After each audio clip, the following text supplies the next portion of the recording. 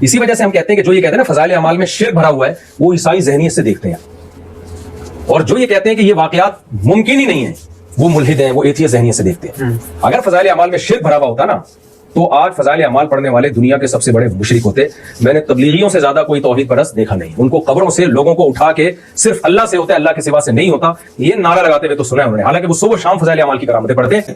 دن رات میں جو 17 فرض رکھتے ہیں ان کی نسبت سے 17 ریفرنسز رکھوں گا تبلیغی جماعت کے اپنے نصاب سے، فضائل اعمال سے، اور میں ان کی عوام کو بتاؤں گا یہ آپ کے سامنے بھوسا رکھ رہے ہیں پچھلے کئی سو سال سے، اور اصل دین کیا ہے قرآن و سنت میں ساتھ ساتھ اس کی انجینئرنگ کروں گا، بتاؤں گا فضائل اعمال میں یہ لکھا ہوا ہے، قرآن و سنت میں یہ لکھا ہوا ہے، بالکل 180 ڈگری۔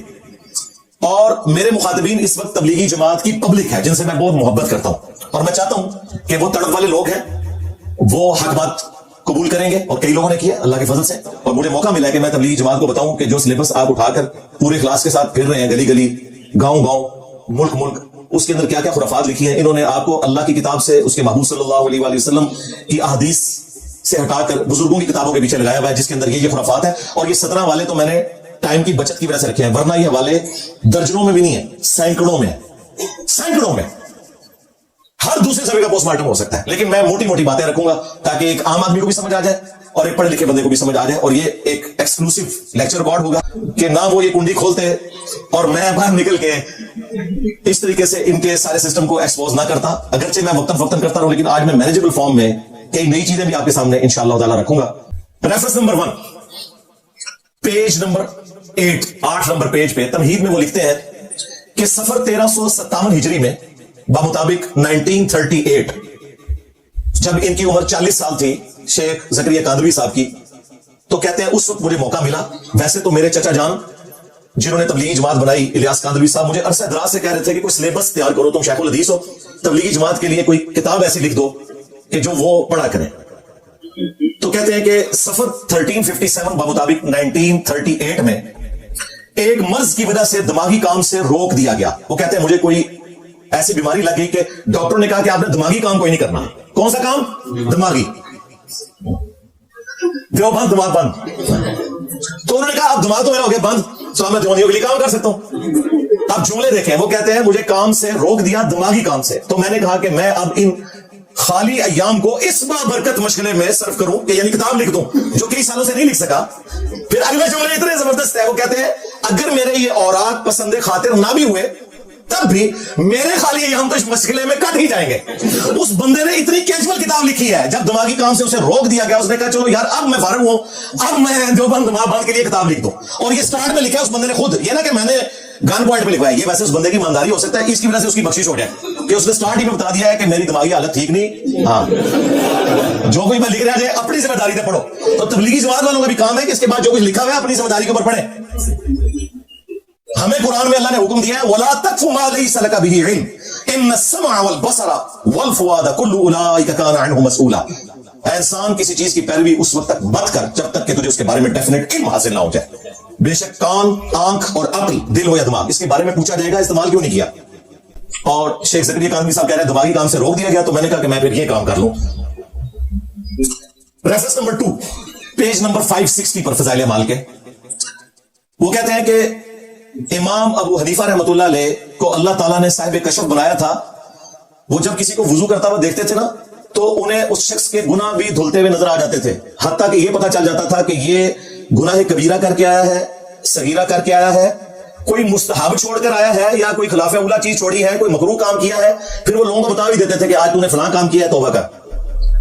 اور یہ صرف شیخ زکریا کاندھلوی نہیں، مفتی تقی عثمانی صاحب نے درس حدیث کے اینڈ پہ ختم بخاری پہ یہ واقعہ سنایا ہے، لو سمو، مفتی اعظم پلانٹ ارتھ دیوبند تقی عثمانی صاحب یہ سنا چکے ہیں واقعہ۔ اب صحابہ کرام کو تو اس قسم کا کوئی کشف حاصل نہیں تھا کہ وہ ایک دوسرے گناہ دھلتے ہوئے دیکھ لیتے، اور دیکھیں اس نے کتنا خطرناک کھیل کھیلا، اپنے بابے کی شان بیان کرنے کے لیے اتنا بڑا جھوٹ گھڑا جو اللہ تعالیٰ پر بھی جا کے جھوٹ چشمہ ہو جائے گا۔ اللہ تعالیٰ ستار العیوب ہے، گناہوں پر پردے ڈالنے والا۔ کیا اللہ اپنے بندوں کے گناہ دھلتے ہوئے کسی دوسرے بندے کو دکھائے گا؟ اور اس سے بڑی بات بتاؤں، آپ کے دل جھوم اٹھیں گے، صحیح بخاری اور صحیح مسلم دونوں میں حدیث ہے، قیامت والے دن اللہ تعالیٰ اپنے گناہگار بندے کو اپنے قریب کرے گا جیسا کہ اس کی شان کے لائق ہے، اس کی ہم تمثیل بیان نہیں کر سکتے۔ फिर उस पर यूं पर्दा डाल लेगा और फिर उससे सरगोशी में बातें करेगा ताकि बाकी लोग ना सुने। अल्लाह ताला फरमाएगा तूने फलां गुनाह किया दुनिया में, वो कहेगा या अल्लाह किया, फलां किया, फलां। अल्लाह ताला उसके गुनाह गिनवाता जाएगा और वो इकरार करता जाएगा, और बुखारी मुस्लिम के अल्फाज हैं, दिल में सोच रहा होगा लो मारा गया मैं आज। अल्लाह ताला एंड पे फरमाएगा मैंने दुनिया में तेरे गुनाहों पर पर्दा रखा था ना, आज भी पर्दा रखूंगा और तेरे गुनाहों को मैंने बख्श दिया। क़यामत के दिन भी अल्लाह ताला अहले ईमान के गुनाहों को लोगों पर आया नहीं करेगा। और तुम कह रहे हो कि इमाम हनीफा लोगों के गुनाह धुलते हुए देखते थे, झूठ, फ्रॉड। रेफरेंस नंबर 3 पेज 484 पर कहते हैं जी शेख अबू यजीद कुर्तुबी फरमाते हैं कि मैंने एक शख्स के बारे में सुना कि उसे जन्नत और दोज़ख का कश्फ हो जाता है, वो दुनिया में बैठ के बता देता है कौन जन्नती है और कौन जहन्नमी।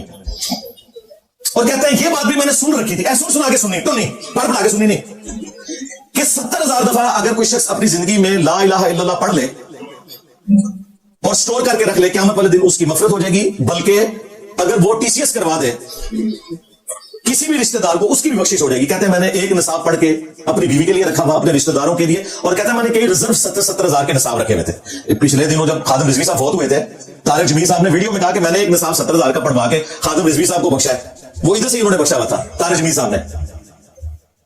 अब शेख ज़करिया कांदलवी साहब उन बुजुर्गों के बारे में लिखते हैं कि उन्होंने उस नौजवान को जिसे कश्फ होता था उसे खाने पे बुलाया, तो खाना खाते हुए उसने अचानक चीख मारी और रोना शुरू कर दिया और कहा कि मेरी मां को फरिश्ते जहन्नम की तरफ लेके जा रहे हैं। दुनिया में बैठ के, नबी नहीं, साहबी नहीं, तबा ताबी नहीं, ये कोई 7वीं 8वीं सदी हिजरी का वाक़या है। तो वो कुर्तुबी साहब कहते हैं मैंने दिल में ना जो 70,000 एक निसाब पढ़ के रखा हुआ था लदा से, उस पर मोहर लगाई, उसी टाइम टीसीएस कर दिया उसकी मां को, यानी कि साले सवाब कर दिया। तो एकदम वो हंसना शुरू हो गया। उसने कहा कि फरिश्ते मेरी मां को जन्नत की तरफ लेके जा रहे हैं, वो आपकी टीसीएस डाक पहुंच चुकी है। अच्छा, इसके बाद शेख कुर्तुबी कहते हैं कि इस वाकये से मुझे 2 फायदे हुए। एक तो मुझे यह पता चल गया कि 70,000 वाली बात दुरुस्त है, चेक हो गई, और दूसरा यह पता चला कि ये जो बुजुर्ग है, नौजवान लड़का जो रूहानी बुजुर्ग है, इनकी बुजुर्गी भी जस्टिफाई होगी कि वाकई मैंने तो दिल में साले सवाब किया था और वो सब कुछ हो गया। अब मुझे बताएं जिन लोगों का इंटेलेक्चुअल लेवल ये है कि एक बंदे की एक्टिंग करने के ऊपर जो पता नहीं वाकया है भी है नहीं, कुरान और सुन्नत की तस्दीकात उसको तस्लीम कर लेते हैं। भाई किसी हदीस में नहीं आया कि 70,000 दफा ला इलाहा इल्लल्लाह पढ़ने से किसी की मग़फ़िरत हो जाएगी। बिल्कुल झूठ कहानी, और ना इस दुनिया में बैठ के कोई आखिरत की खबर दे सकता है।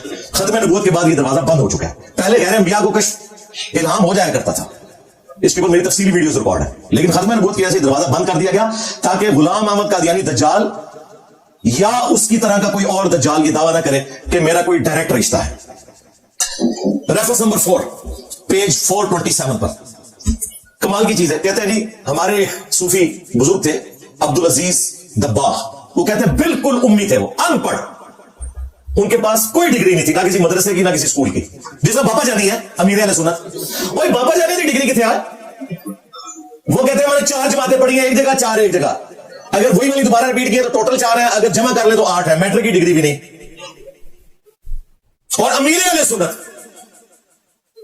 और ये कहते हैं हमारे सूफी बुजुर्ग थे बिल्कुल उम्मी थे, लेकिन वो किसी शख्स को कुरान हकीम या हदीस बयान करते हुए सुनकर और उसे देखकर बता देते थे कि ये आयत पढ़ रहा है, हदीस पढ़ रहा है, और हदीस कौन सी पढ़ रहा है? हदीस कुदसी पढ़ रहा है, या नबी इस्लाम की हदीस पढ़ रहा है, या कोई झूठी हदीस पढ़ रहा है। वो कहते हैं जी, वो देख के बता देते थे। कैसे?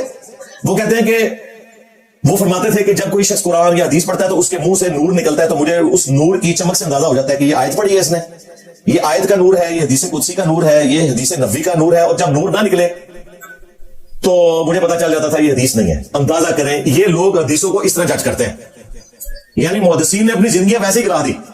ये कहते हैं दाईं तरफ सलाम फेरा सारे हाफिज हो गए, बाईं तरफ सलाम फेरा सारे नाजरा हो गए। ये यही बात है ना। साहबे कराम को तो ये हासिल नहीं था। बुखारी मुस्लिम में हदीस है, हसन इब्न साबित मस्जिद नबवी में नातिया शार पढ़ रहे थे, हजरत उमर आए, आपने सिर्फ तीखी नजरों से देखा, फरमाया कुछ नहीं।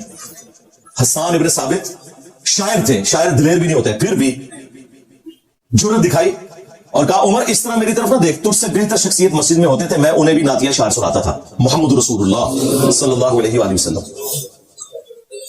हजरत उमर ने कहा कि अपनी इस बात का गवाह पेश करो, यानी हजरत उमर को भी नहीं पता था कि ये नातिया शार पढ़ते थे नबी इस्लाम के सामने। हो सकता है किसी साहबी से दी छुपी रह जाए, सिवाय इनके बुजुर्गों के, वो कहते उन्होंने सारी हदीस पता सब। تو انہوں نے کہا یہ ابو ہریرہ بیٹھے ہیں. ابو ہریرہ نے کہا امیر المومنین میں گواہی دیتا ہوں کہ سچ کہہ رہے ہیں, بلکہ نبی اسلام نے تو دعا کی تھی کہ اے اللہ روح قدس کے ذریعے حسان کی مدد فرما جس طرح تو نے عیسیٰ ابن مریم کی مدد فرمائی تھی. وَأَيَّدْنَاهُ بِرُوحِ الْقُدُسِ. حضرت عمر خاموشی سے وہاں سے چلے گئے, ایکسپٹ کر لیا. حضرت عمر کو تو حسان ابن ثابت کے منہ سے نور نکلتا ہوا نظر نہیں آیا کہ یہ حدیث ہے بھی ہے کہ نہیں. لو سنو, ان کے بزرگوں کو تو نور سے پتا چل جاتا تھا. حضرت عمر نے گواہی طلب کی. اور بھی دین اس طرح ہی چلتا ہے, کسی کہانیوں پہ نہیں چلتا. امام مسلم کا مقدمہ پڑھ کے دیکھیں, محدثین کی ایفرٹ اس کے اوپر رہی ہے کہ وہ چیک کریں کہ راویوں کے حالات زندگی کیا ہیں. وہ جھوٹ تو نہیں بولتے تھے, ان کا حافظہ تو نہیں بگڑ گیا تھا, اختلاط کا شکار تو نہیں ہو گئے تھے.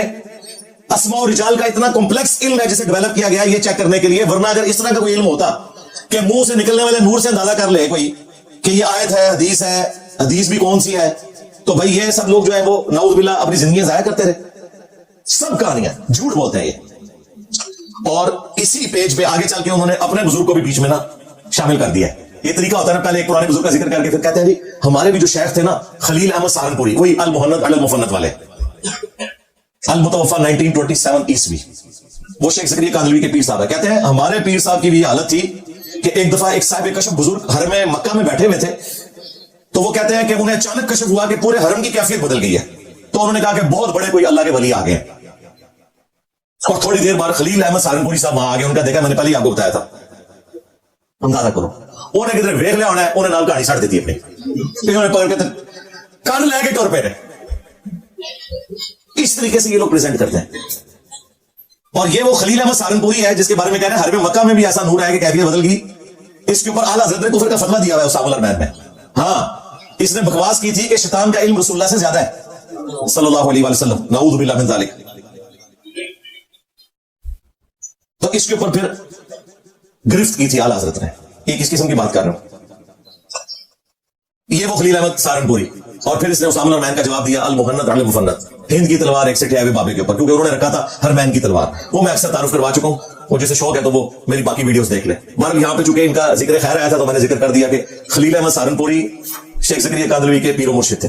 ریفرنس نمبر 5 پیج نمبر 561 پر آپ یہ سنیں گے اور سر دھنیں گے ان کی عقل کے اوپر.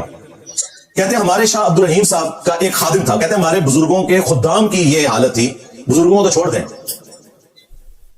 ان کا ایک خادم تھا جو کئی روز سنجے کے لیے جاتا نہیں تھا, اسے ہر جگہ انوار نظر آتے تھے. وہ کہتے ہیں کہ اس کے اوپر کشف کی ایسی کیفیت تھی کہ ہر جگہ اسے اللہ تعالیٰ کے انوار نظر آتے تھے, تو وہ ڈر کے مارے ٹوائلٹ میں بھی نہیں جاتا تھا کہ وہاں پہ بھی انوار نظر آئیں گے تو میں پیشاب کہاں کروں گا. یہ ان لوگوں کی عقل کا لیول ہے. انہوں نے اگر بخاری مسلم پڑھی ہوتی تو ان کو پتا چلتا کہ ٹوائلٹ میں انوار نہیں نظر آتے. بخاری مسلم میں حدیث ہے, نبی اسلام نے فرمایا جب ٹوائلٹ جانے لگو تو پڑھو اللہم انی اعوذ بک من الخبث والخبائث, اے اللہ میں تیری پناہ میں آتا ہوں شریر جنوں اور شریر جننیوں سے. شریر انوار اور شریر انواریوں سے نہیں. اس میں دیکھیں انوار نظر آتے تھے, ان کو استنجے خانے میں انوار نظر آتے ہیں.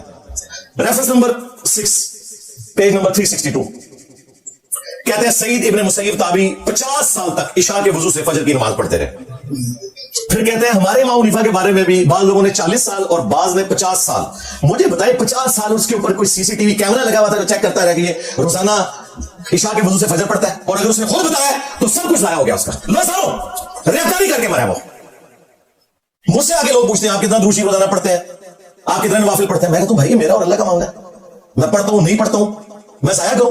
تمہارے بزرگ لوگوں کو بتاتے تھے یا تو سی سی ٹی وی کیمرے فٹ تھے ان پہ 50 سال تک, دسو کتنے یہ ریل, یا بندے ان کے ساتھ اٹیچ تھے, ان کا بھی ذکر کرو کہ ان کے خادم بھی 50 سال تک اٹیچ رہے, جو یہ بھی چیک رکھے کہ اس نے وضو بھی نہیں کیا بیچ میں. یہ کون بتا سکتا ہے؟ جھوٹ کہانیاں, اور اس سے بڑھ کر یہ ہے ہی گناہ کا کام, ثواب کا کام تو نہیں ہے. عبد القادر جیلانی کے بارے میں بھی کہتے ہیں دین کی تعلیمات تو یہ نہیں ہے بھائی. بخاری اور مسلم میں حدیث ہے 3 اصحاب رسول اللہ کی غیر موجودگی میں آپ کے گھر آئے, دروازے پر دستک دی, نبی اسلام کا پوچھا وہ نہیں تھے, تو ام المومنین نے بتایا کہ وہ نہیں ہے. تو انہوں نے کہا کہ اما جان ہمیں نبی اسلام کی ذاتی زندگی کے بارے میں بتائیں, آپ کتنی نمازیں پڑھتے ہیں, کتنے نوافل پڑھتے ہیں, کتنے روزے رکھتے ہیں. تو نبی اسلام تو نارمل انسان تھے, یہ ان کے بزرگ ہیں جو اب نارمل ہیں. نبی اسلام کی بیوی نے بتایا کہ وہ رات کو سوتے بھی ہیں, نفل بھی پڑھتے ہیں, نفلی روزے سوموار اور جمعرات کا رکھتے ہیں. بخاری مسلم کے الفاظ ہے 3 صحابہ نے حضور کی عبادت کو کم جانا, پھر کہا کہ نبی اسلام تو اس لیے زیادہ عبادت نہیں کرتے, وہ بخشے بخشائے ہیں, لیکن ہم تو زیادہ عبادت کریں گے.